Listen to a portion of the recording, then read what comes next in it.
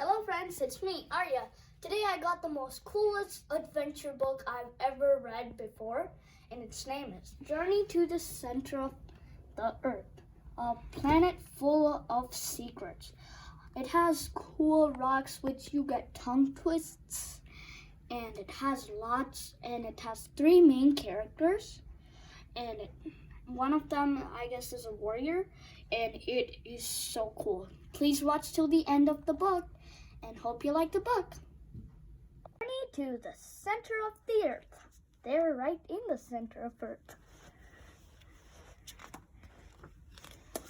My name is Axel, and what you see behind me is not a fossil museum.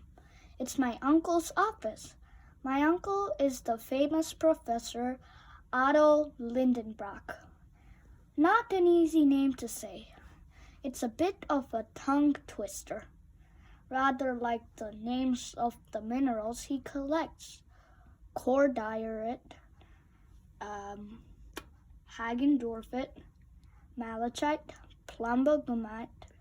He digs all day to find more strange named minerals to add to his collection.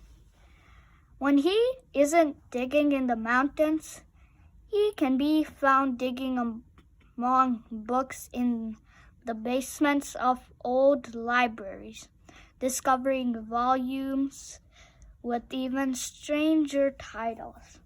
Our story begins one morning in May 1863, when my uncle, full of excitement, burst into the office. "My dear Axel, do you know what I have found?" he asked.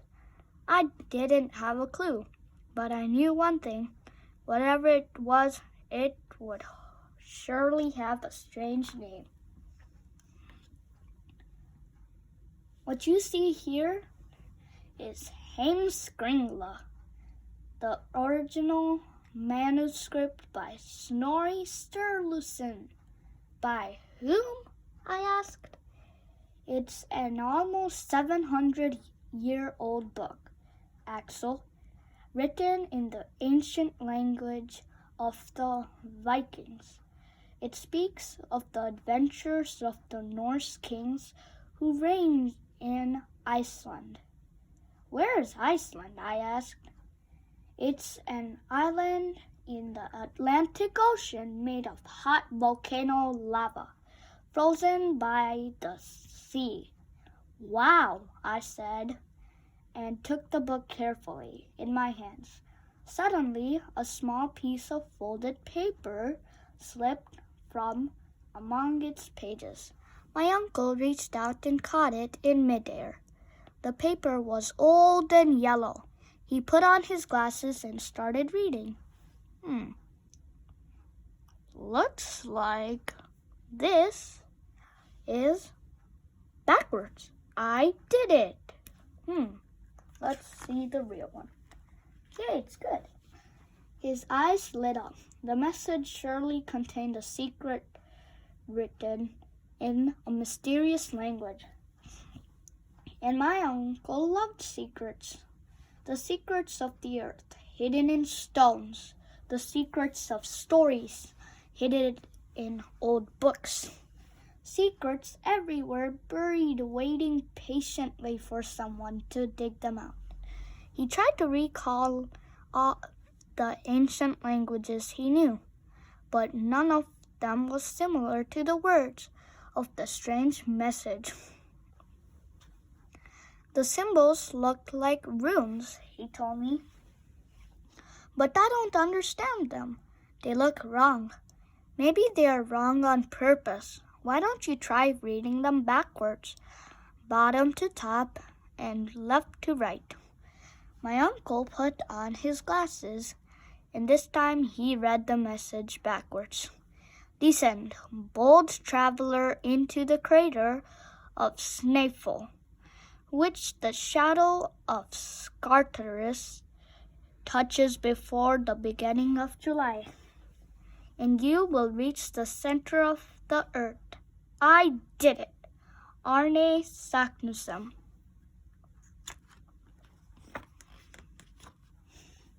"No more tongue twisters," I said.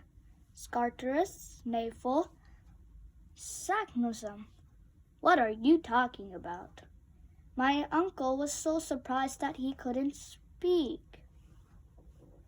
He read the message again and again. He checked things in his books and on his maps, and an hour later he was finally ready to answer me. This message has written by the adventurer Arne Saknussemm, who lived many years ago. Snaefell is a volcano in Iceland, and it says here that every year in late June, the shadow from its summit, Scarterus, falls upon one of its 3 craters. It says that if we go inside that crater, we will find our way to the center of the earth. Just imagine, Axel, the center of the earth. Impossible, I said. Such a journey can never be taken. Surely someone is making fun of us.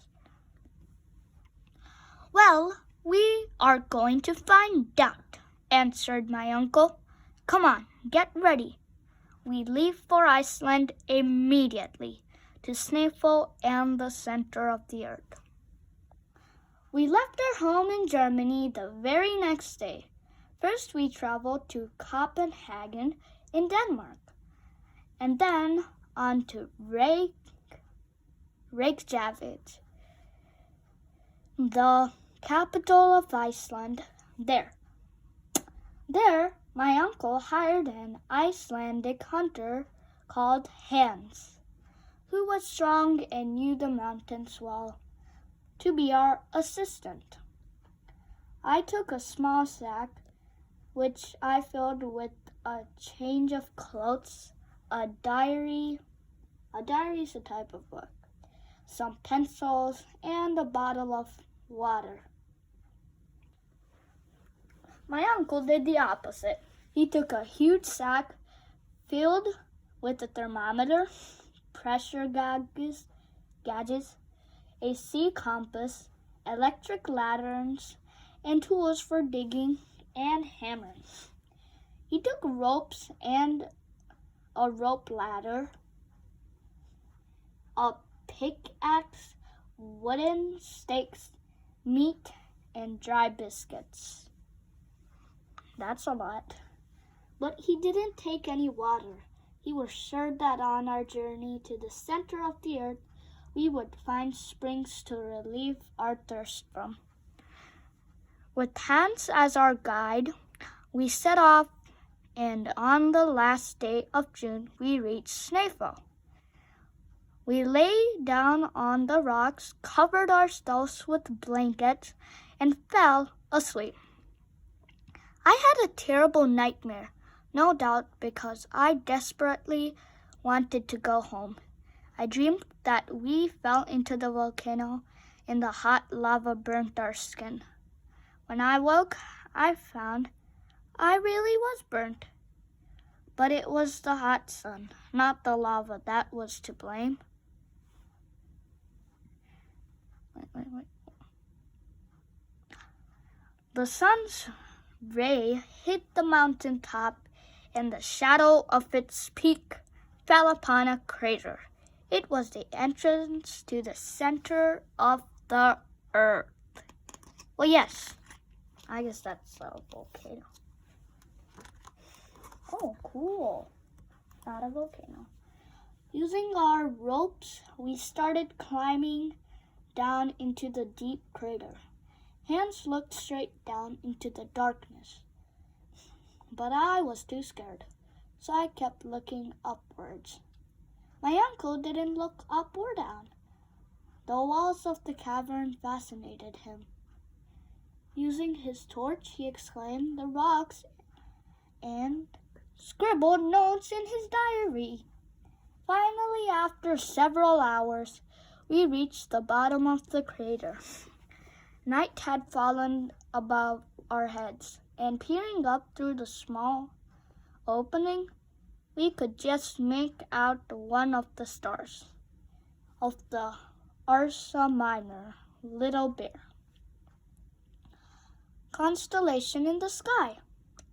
So constellations are like if you see a shape of some stars together, like in case if there was a rocket, like boom, boom, boom, boom, boom, boom, boom, boom, boom, then that's a constellation. Anything is a constellation of a shape in the sky with stars. We were standing before two diverging passageways. One of the two would lead us to the center of the earth. Which of the two would lead us to the center of the earth? My uncle decided to choose one by chance. And what if it's the wrong one? I asked him. Mistakes are a very important part of learning, Axel, he answered. Each mistake we make brings us closer to the right answer. We walked for miles on end through a dark tunnel full of quartz crystals and stalactites. The lights from our lanterns caused the crystals to shine like chandeliers. My uncle was overjoyed with the fossils he found on the rock walls. They belonged to creatures that had lived millions of years ago. Look, trilobites, graptolites, ammonites, he exclaimed proudly. My fears about the tunnel came true. The path we had chosen was not taking us downwards towards the center of the earth, but straight ahead. There was no other choice. We had to turn back, and as if this weren't enough, we had run out of water. We took the road back, walking for hours, and exhausted almost from thirst and fatigue. We finally reached the entrance of the two tunnels again and lay down to sleep. In the middle of the night, I saw Hans get up. He took his pickaxe and left. I was afraid he had decided to desert us. But then I heard him striking the rock nearby. My uncle and I rushed to see what he was doing. Hans had opened a small hole in the cavern wall, and from that hole a small stream of cold, fresh water was trickling down to our feet. Hans had found a spring from which we could quench our thirst. This spring we shall name the river Hans in your honor, said my uncle, after tasting the water. For not only can we drink it, but we can also use it as a compass. Yes, Axel, water always flows downwards. We also want to go downwards, and so we can follow where the water flows. And so with the river Hans as a compass, we started our descent, sometimes walking beside the water, sometimes using our ropes, and sometimes wading along and sliding over the rocks. Yes, he's having fun sliding. For 2 weeks we walked, descending many miles until at last, at the end of the dark tunnel, we saw a light and heard waves crashing on a shore. We've moved on. Wow, that is cool. And soon we found ourselves in a wonderful place, an underground beach leading to a vast sea. A strange light, neither sunlight nor starlight, shone from above Axel. The earth hides many secrets, and it has revealed to us one of its most wonderful ones, said my uncle, his arms outstretched towards the horizon. I named the sea Lidenbrock Sea, in our honor. After so many days trudging through the dark, narrow tunnel, the walk on the beach was just what we needed. We gathered shells from the seashore and then continued on our exploration of this strange new world. We stepped on bones of prehistoric animals, mastodons, meteoroids, and Deinotherium. We walked among strange plants until we came to a forest of very tall trees. They looked like mushrooms. Strange trees shaped like umbrellas. I took out my notebook to draw a picture of them. "What kind of trees are these?" I asked my uncle, expecting him to tell me yet another tongue twister. "They are not trees, Axel," he answered. "We are standing in a forest of giant mushrooms." Oh, one of my favorite dinosaurs, the water dinosaur. I don't know its name. When we returned to the shore, we found hands tying some tree trunks together. "What is he doing?" I asked my uncle.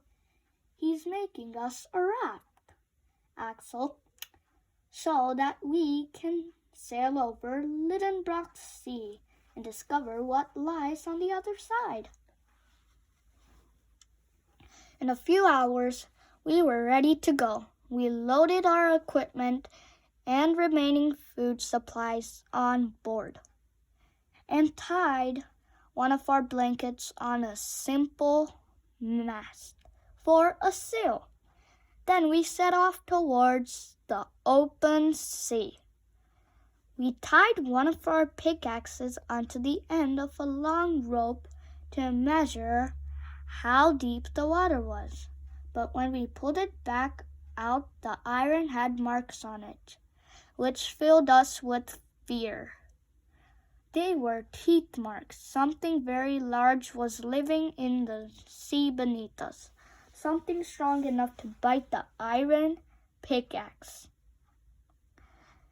It didn't take long for the creature to show itself, and it wasn't alone. Not one, but two huge prehistoric sea serpents came up from the depths, a giant ichthyosaurus and a huge plesiosaurus. "They will gobble down our raft," I thought, terrified, as the two animals prepared to attack. But they didn't want to eat us. They were fighting each other. A ferocious battle began. Huge waves tossed our little raft in there until finally a giant ichthyosaurus returned victorious to the bottom of the sea. I looked through my telescope and thought I saw a whale on the horizon, spouting water through the blowhole on top of its head. My uncle took the telescope to have a look. "That isn't a whale, Axel. It's an island. The water you see is called a geyser. It's a hot spring that boils, sending a tall column of water into the air. Since it was you who discovered it, we will name it Axel Island in your honor." A few miles after Axel Island, we arrived at another shore and got off a raft to explore. We saw a forest of pine and fir trees with a herd of prehistoric elephants passing through. Just beyond them was a sight that left us all speechless. Standing underneath the tree, keeping watch over the herd, was a prehistoric man, nearly 12 feet tall. We couldn't believe our eyes. We were really looking at a prehistoric man, or was an exhaustion playing tricks on us. We backed away quietly so that we wouldn't frighten or disturb him, and returned to the shore.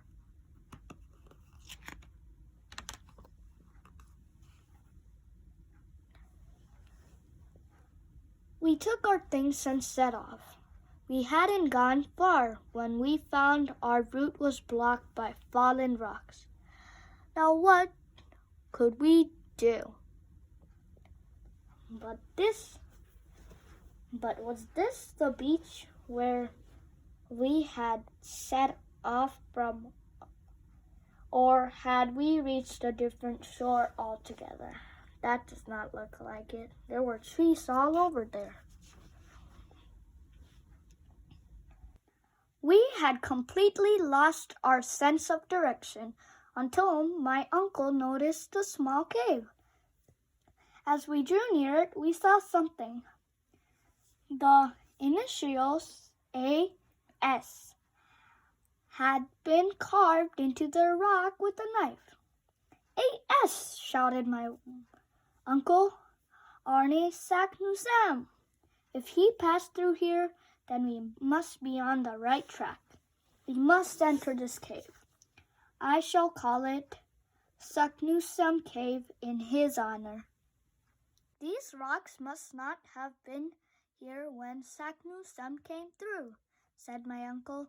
They must have fallen later, perhaps due to an earthquake. They are too heavy for us to move. I said. Then we must blast them, said Hans, pointing to a small box of dynamite, which we carried with us. Hans took the dynamite and placed it among the rocks. He hit a long fuse, and we quickly sailed the raft away from the cave and the explosion.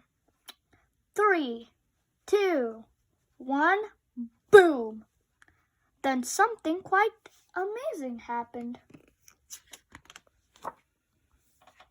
The explosion had created such a huge hole that the seawater started being drawn in it. It was as if someone had suddenly pulled the plug out of a huge bathtub.